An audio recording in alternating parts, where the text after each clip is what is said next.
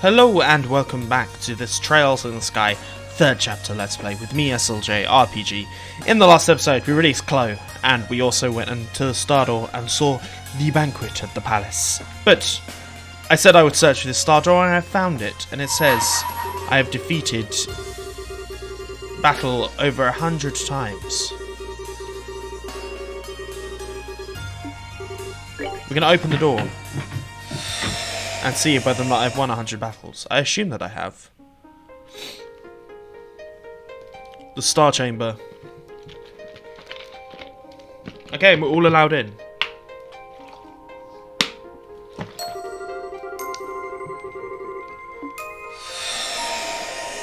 We want to make sure we get all these doors, you know.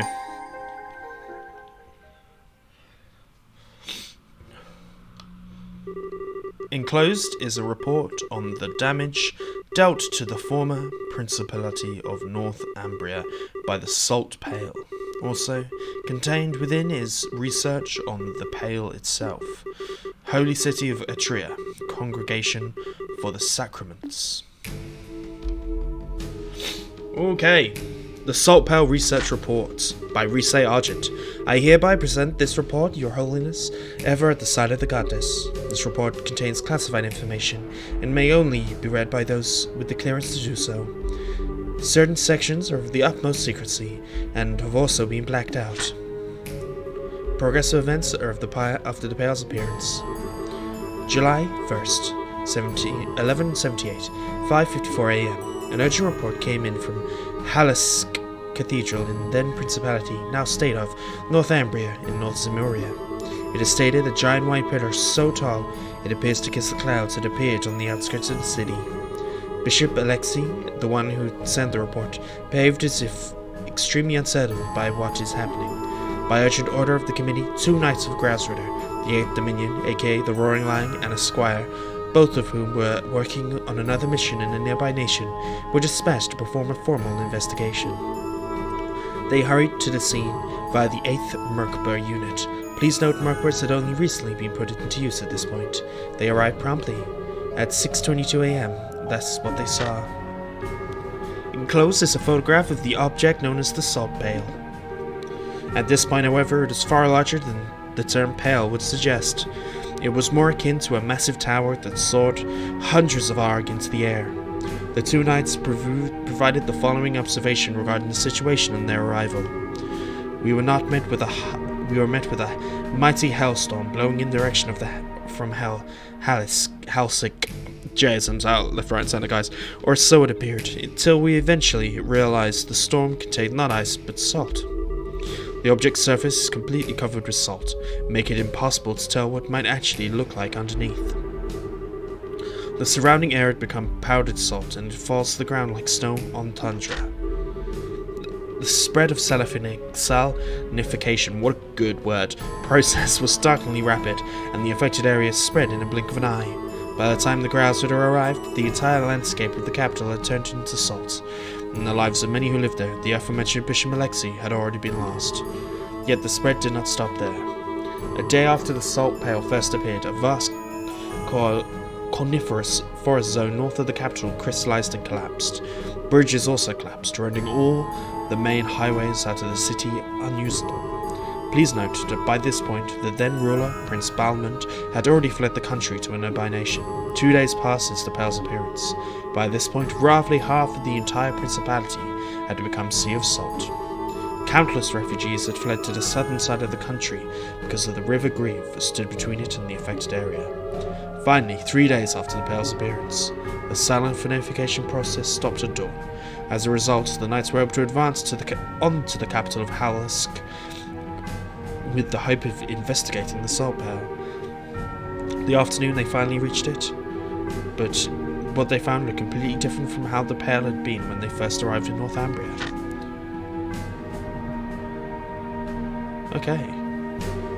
The center of the salinified area they found was an object a mere 2.5 arc in height. The surface was no longer blanketed in salt, but rather it looked as if it had been something had been carved out of it. It is believed that the Pal's mass decreased as the salinification process progressed.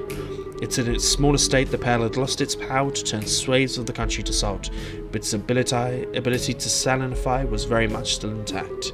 Anything that it touched, or even for a millisecond, was instantaneously turned into salt. It was one of the utmost importance to handle it with care.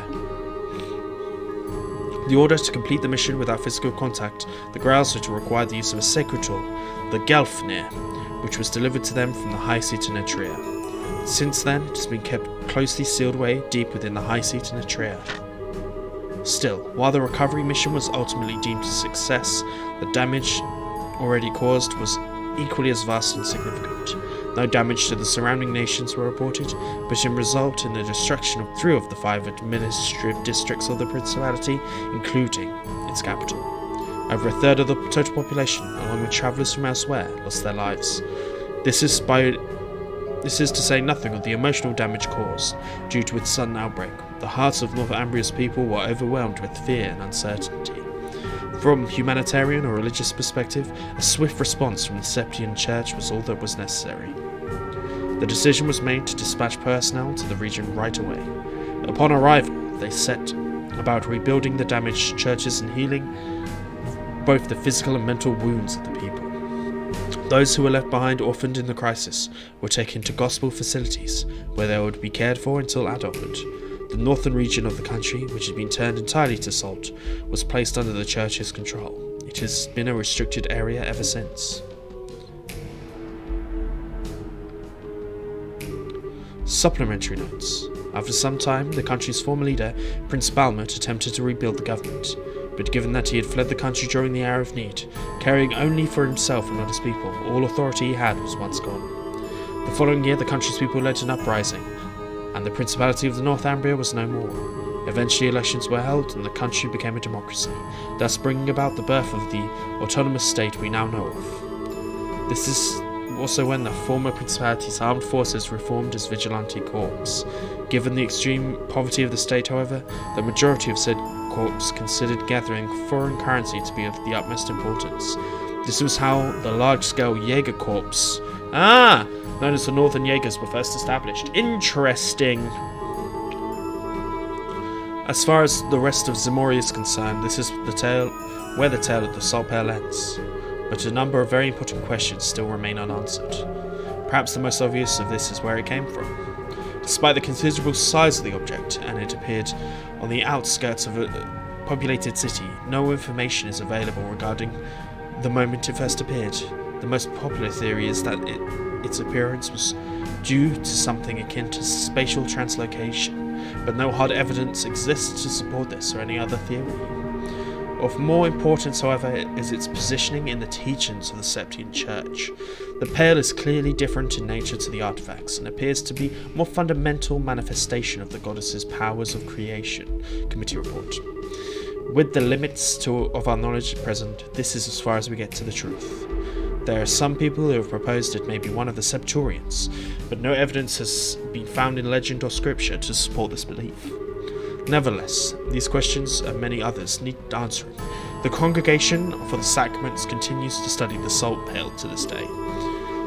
The most accepted proposal comes from those who believe the Pale should have been seen as nothing more than a gift from Adios, and they consider it various means for her church to make good use of it.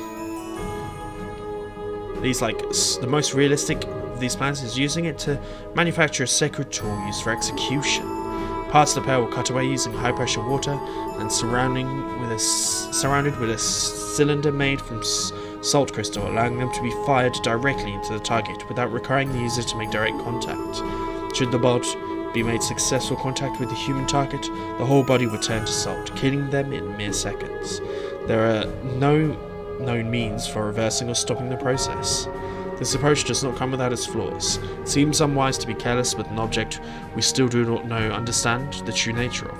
For one thing, there are also humanitarian concerns with executing someone in this manner. Still, It does bear mentioning that should there ever be a case where the target needs to be eliminated, without fail, this would surefire way to carry it out. And that is how Kevin killed George Wiseman in the last Bloody Tales game. I finally got that. Anyway, it should go without saying that the research on it is intended to continue in the future. Interesting. Appendix regarding the aforementioned sacred tool. The trial use of the sacred tool. Top secret work only. S. ... Permission of these use granted in the execution of Wiseman. Used in the execution of Wiseman, fired from bowgun. Results were extremely favourable. No damage was caused to the surrounding area. The target was also successfully erased. Appendix. About the target. The target, George Wiseman, was orphaned by the Salt Pearl when it first appeared. Brief history of as it follows. Joins Sabine Church. Joins the Congregation of Sacraments as an official. Promoted to bishop. Declared heretic and excommunicated from the church. Did not know that. That is interesting. Side story. The Salt Pearl finished. Received Petrify. Seems like a very apt thing, but that I believe is the one door here. Man, I know that some people really don't like this game for its lack of story. It's just one big filling out crusade, right? Or at least that's what I'm kind of gathering here. We're gonna do a Hell's Gate. Is that everyone kind of views it as this? They don't like it because it like is basically just a whole bunch of side story, but it's very interesting. So as I speak to you here, I think it was either announced today or the day before. Sorry, I'm going to keep on going around because I want to check if I can get into these sewers or anything. I just want to double check that I've not missed anything. Yeah, so they've announced that this is going to be a Trails of Cold Steel anime, which I think is cool, but it's not going to be related to the game. I personally think the Grilsritter is a fucking dope ass way. Would be a dope ass anime compared to maybe just following the Trials of Cold Steel, because they span over many nations. You learn cool, interesting shit like that about the Jaegers, which you might not necessarily have done before. These are all up, big old positives for me. That self-destruct is going to hurt a little bit, but that's fine, as we get a blind. Because now we know, of course, with the Salt Pail, how Jaegers started to be, and I personally think that that is dope as fuck. But I should probably say that's a very short episode here for you guys today. I don't think there's anything else for us here. Let me just quickly check my notes before I go any further. Books, where's my books? My Grilsritter notebook here. Moon Door 1 brings me the girl skilled in urban engineering, accompanied by the ever-burning flame. We have not got Agate yet. We've got all of the star doors that we did so far.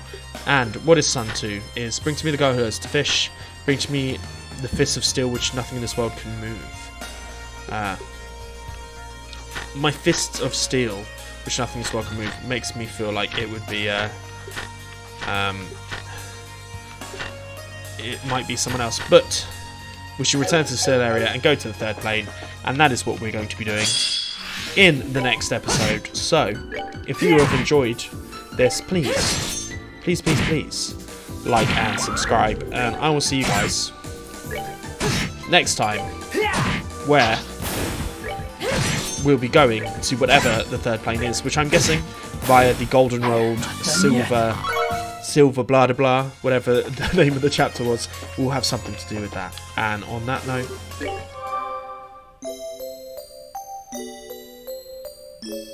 peace.